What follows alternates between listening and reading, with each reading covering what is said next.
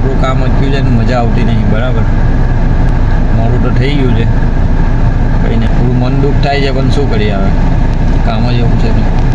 નોકરી એ નોકરી. બરાબર. તો guys, welcome to the my new blog. તો આજે છે જોબનો 37મો દિવસ. બરાબર ને, આપણે નીકળી ગયા છે મિશ્રા સાહેબને લેવા માટે કિયા ગાડી લઈને, કિયા કરન્સ. બરાબર, જોઈ શકો છો રોડનું કામ એકદમ જોરદાર રીતે ચાલી રહ્યું છે. બરાબર ને, આપણે એબીસી ચોકડી પહોંચ્યા છે. બરાબર ને, આજે તો આપણી બાઇક લઈને આવ્યા હતા ને થોડા વહેલું આવવું પડે એવું હતું, 10 મિનિટ, કેમ કે મિશ્રા સાહેબને 9:15 ત્યાં પહોંચવાનું હતું, કેમ કે સાહેબ ટાઈમના પાક્કા છે એટલે પહોંચી જવું પડે. બીજું તો કંઈ છે નહીં. બાકી તમારા દિવસો કેવા જાય છે?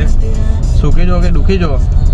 દુઃખી હોય તો એ હંમેશા સુખી જ રહેવાનું, પછી આવું દેખા જાયગા. બરાબર, તો કંઈ છે નહીં, નીકળી ગયા છે મિશ્રા સાહેબને લેવા માટે. હવે 10 મિનિટમાં કંઈ પહોંચવાનું છે તો પહોંચીએ. બરાબર, જોઈ શકો છો આપણું ભરૂચ છે. આઈ લવ માય ભરૂચ.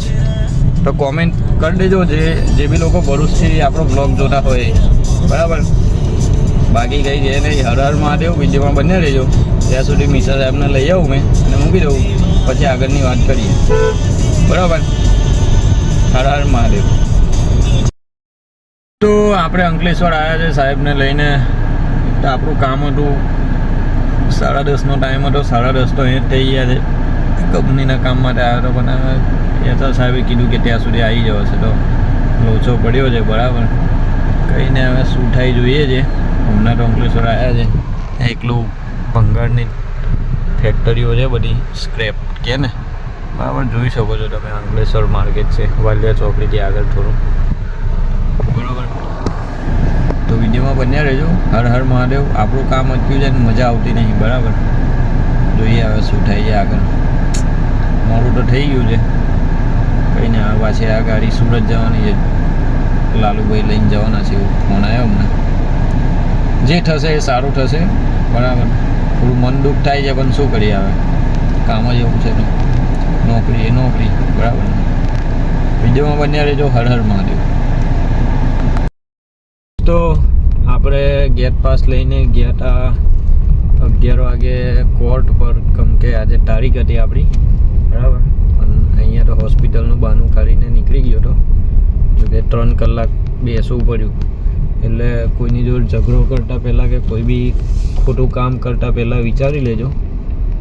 બરાબર, નહીં તો આવી આ કોર્ટ અને પોલીસ કચેરીના ધક્કામાં આપણી જિંદગીનો સૌથી મહત્તમ ટાઈમ જતો રહેશે, એટલું યાદ રાખજો. બરાબર, એટલે જેમ બને એમ સાચવી લો તો સારું છે. બરાબર, બાકી હર હર મહાદેવ. બીજું તો કંઈ કહેવા માગતો નથી તમને. બરાબર, હવે આપણી એક્સયુવી ગાડી છે એ ગઈ છે સુરત, ને આપણે આ નેક્સોન એવી ગાડી લઈને સામેના પ્લાન્ટમાં લેવા જઈએ છીએ. ખબર નહીં, એડમિન પર ગાડી લગાવવાનું કીધું છે તો જઈએ છીએ. બરાબર, તો વિડીયોમાં બન્યા રહેજો. આજે ચોક્કસ વ્લોગ આવશે. બરાબર, હર હર મહાદેવ. તો અંકલેશ્વર આજે તો બીજી વાર આવ્યો છું, અને કયું કોમ્પ્લેક્સ છે ખબર? Hotel relax in. જોઈ લો, ત્યાં એક સાહેબને લઈને આવ્યો છું નેક્સોન એવી ગાડી લઈને. બરાબર, હવે સાહેબ એમનું કામ પટાવવા ગયા છે કે કુરિયર લેવા ગયા છે, જે બી XYZ એમનું કામ હોય એ આવે એટલે પાછા આપણે નીકળી જઈશું. ને અંકલેશ્વરમાં વરસાદ છે, બોલો ને. આખા ભરૂચમાં કશું નહીં. જોકે હોવી ના જોઈએ, અત્યારે ઘરે જવાનું યાર. પિલ્લાઈ જવાય ને, પિલ્લાઈ જવાય તો મજા ના આવે પછી. શું કહેવું તમારું?